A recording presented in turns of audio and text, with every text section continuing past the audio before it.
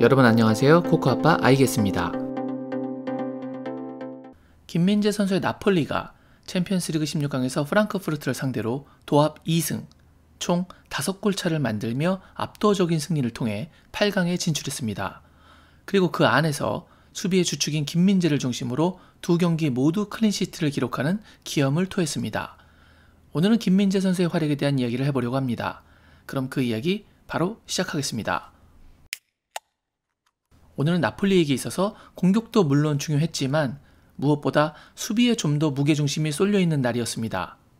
그 이유는 당연히 프랑크푸르트 원정에서 2골을 넣고 승리했기 때문에 홈에서 실점만 하지 않는다면 8강에 진출할 수 있는 상황이었는데 만에 하나 상대에게 선제골이라도 내어준다면 득점 합계가 2대1이 되며 결과를 장담할 수 없는 위기 속에 빠질 수 있는 나폴리였기 때문이죠. 그렇게 오늘 김민재 선수는 평소보다 다소 전진하는 양을 줄이며 수비에 더 집중했습니다. 히트맵을 확인해 봐도 그것을 알 수 있습니다. 이건 바로 지난 경기 아탈란타를 상대로 만들었던 히트맵이고요. 반대쪽은 오늘 경기의 히트맵입니다. 확실히 김민재 선수가 하프라인을 넘어선 양이 오늘 경기에서는 적었습니다.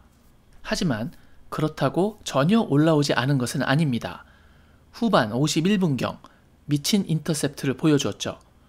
전술적으로 후방에서 수비에 중점을 둔 플레이를 지시받은 김민재였지만 그에게는 경기 속에서 상대 패스를 예측해서 읽을 수 있는 눈과 그것을 끊기 위해 달려들 만한 스피드를 겸비하고 있었습니다. 프랑크푸르트의 전진 패스를 예측한 김민재가 미리 스타트를 끊으며 상대가 공을 잡기 전에 이미 달려오고 있는 상황입니다. 일반적으로 상대 공격수가 수비의 쇄도를 눈치챈다면 바디 체킹으로도 방해를 하는데 워낙 쏜살같이 달려들었기 때문에 아무런 방해도 하지 못하고 김민재에게 깔끔하게 공을 빼앗겼습니다. 그 이후 빼앗았던 공을 동료로부터 다시 돌려받은 김민재는 총 36m 정도의 거리를 전진하며 상대 수비진들을 매우 당황하게 만들었고 가장 좋은 마무리인 슈팅으로 이 인터셉트를 스스로 마무리 지었습니다. 만약 이 상황에서 득점까지 성공했다면 이번 라운드 최고의 명장면이 되지 않았을까 싶습니다.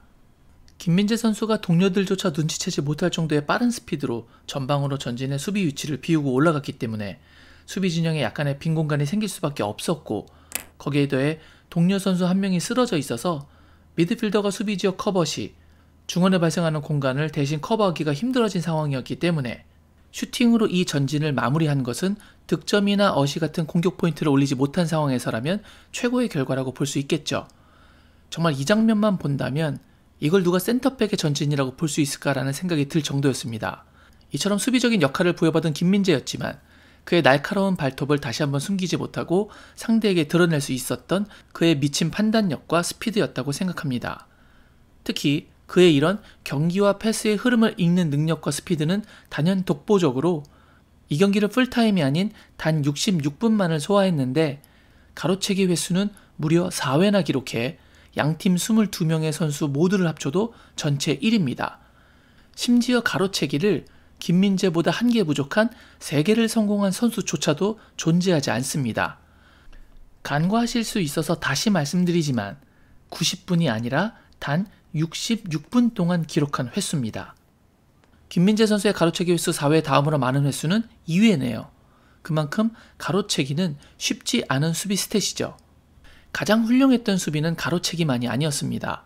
실점하지 않는 것이 가장 중요했던 오늘 경기에서 상대 슈팅을 2번이나 블록해 양팀 통틀어 슛블록 횟수에서도 단독 1위를 기록했습니다.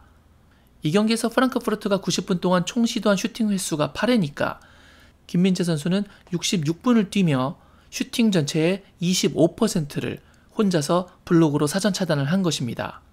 슛블록 역시 수비 감각에 의한 빠른 판단과 스피드로 슈팅 궤적 차단과 동시에 슈팅 공간을 주지 않기 위해 키커에게 접근하며 슈팅 각을 좁히는 능력이 요구되겠죠. 칭찬을 하지 않을 수 없는 김민재 선수입니다. 또한 오늘 경기에서도 역시 공중볼 경합에서 극강인 모습을 보여주었습니다. 공중볼 경합 5회 중 총 4번을 승리하며 승률 80%를 보여주었습니다. 패스 성공률 86%, 롱볼 패스 3개 중 2개 성공. 단순히 수비만 잘하고 역습에 가담만 한 것이 아니라 팀이 강력했던 프랑크푸르트의 압박을 벗겨내고 볼을 전진시킬 수 있는 빌드업의 주요 기점이 되어준다는 것. 이것 또한 김민재 선수가 무서운 수비수인 이유일 것입니다. 그렇기에 김민재 선수는 평점에서도 좋은 결과를 받았습니다. 소파스코어 7.3점, 푸스코어닷컴 7.6점, 풋몹에서는 7.0을 받으며 3개의 통계 사이트 합산 평균 7.3점의 평점을 받아 그의 활약이 훌륭했음을 객관적으로도 인정받았습니다. 이런 김민재 선수를 스팔레티 감독은 후반 66분경에 교체 아웃시켰습니다. 우리가 중계 화면만으로는 미처 파악할 수 없는 부상이 있는 것이 아니라면, 그리고 정황상 그렇지 않다고 생각되기 때문에 김민재 선수의 교체 아웃에는 김민재를 아끼는 스팔레티 감독의 의중이 묻어나는 전술적 선택의 의미가 있었음을 알 수 있었습니다. 가장 큰 이유는 2가지 정도가 있어 보입니다. 하나는 휴식이겠죠. 김민재 선수는 이번 시즌 월드컵을 제외하고 나폴리를 위해서 총 2,859분을 소화했습니다. 굉장히 타이트한 경기를 소화하고 있는 상황입니다.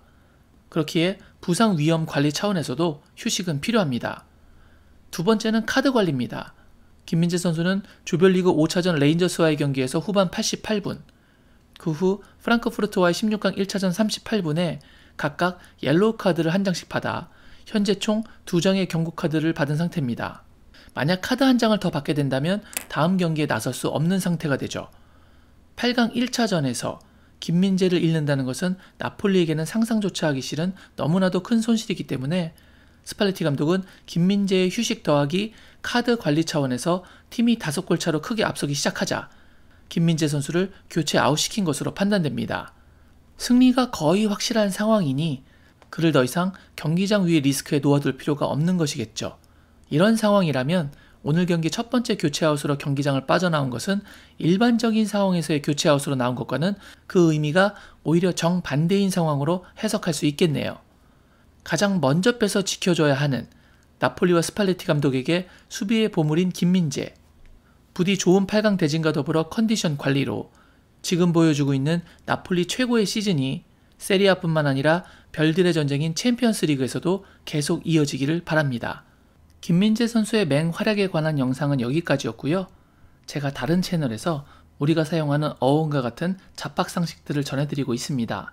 만약 축구 이외에 이런 것에도 관심이 있으신 분들이 계시다면 제 부채널인 Guess What 채널에도 많은 관심을 가져주시길 부탁드리겠습니다.